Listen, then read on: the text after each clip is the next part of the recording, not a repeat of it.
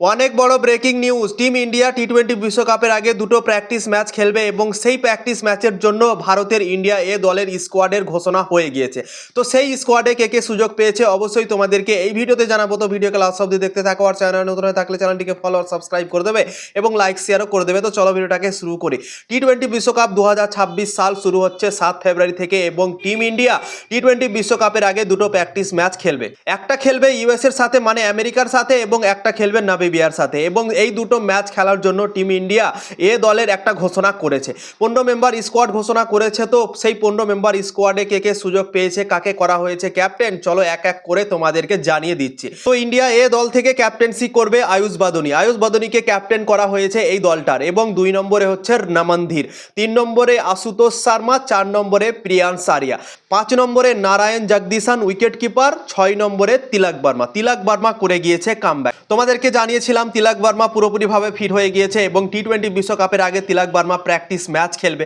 এবং টি-20 বিশ্বকাপের আগে ঘোষণা হয়েছে দল ইন্ডিয়া এর এবং এই দলে আছে তিলক বর্মা। তোমরা তো জানো তিলক বর্মা অনেকদিন থেকে চোট থেকে বাইরে ছিল এবং চোট থেকে ফেরার পর কিন্তু ক্রিকেট খেলতে হয় টিম ইন্ডিয়ার, এটা নিয়ম আছে, ঠিক আছে। এবং তাই জন্যই তিলক বর্মাকে এখন এই দুটো প্র্যাকটিস ম্যাচ খেলার পরই বিশ্বকাপে তাকে নামতে হবে। তো তাই জন্যই তাকে এই স্কোয়াডে রাখা হয়েছে।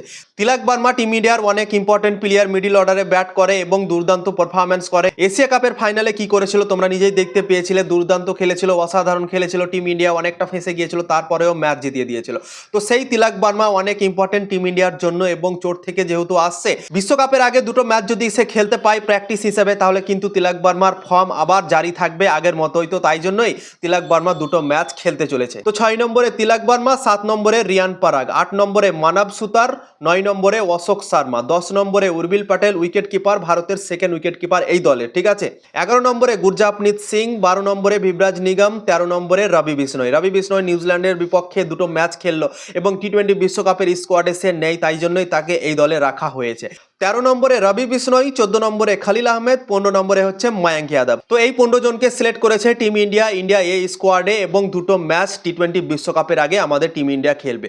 এবং টি-20 বিশ্বকাপের যে মেন দলটা আমাদের খেলবে সেই দলের কোনো প্লেয়ার কিন্তু এখানে নেই, শুধুমাত্র একটা প্লেয়ারকে, যার নাম হচ্ছে তিলক বর্মা। তিলক বর্মা চোটের পর আসছে, তাই জন্যই তাকে এই স্কোয়াডে রাখা হয়েছে। তাছাড়া কোনো প্লেয়ার ভারতের যে মেন স্কোয়াডে আছে সেই প্লেয়ারগুলো কিন্তু এই স্কোয়াডে নেই। তো তোমরা নিজেই ভাবতে পারো। তো টি-20 বিশ্বকাপের আগে টিম ইন্ডিয়া অনেকটা রেডি হয়ে গিয়েছে নিউজিল্যান্ডের বিপক্ষে ক্রিকেট খেলে। তো নামিবিয়া আর আমেরিকার সাথে যেহেতু ম্যাচ আছে, তো টিম ইন্ডিয়ার যে মেন দলটা আছে সেই দলটা খেলবে না এবং প্র্যাকটিস হিসেবে এই প্লেয়ারগুলো খেলবে। তো তিলক বর্মার জন্য এই দুটো ম্যাচ খুবই ইম্পর্টেন্ট এবং তিলক বর্মা এই দুটো ম্যাচ খেলার পর সে টি-20 বিশ্বকাপটা খেলবে। তো ইনফরমেশন যদি ভালো লেগে থাকে অবশ্যই লাইক শেয়ার করবে এবং ফলো করতে ভুলবে না।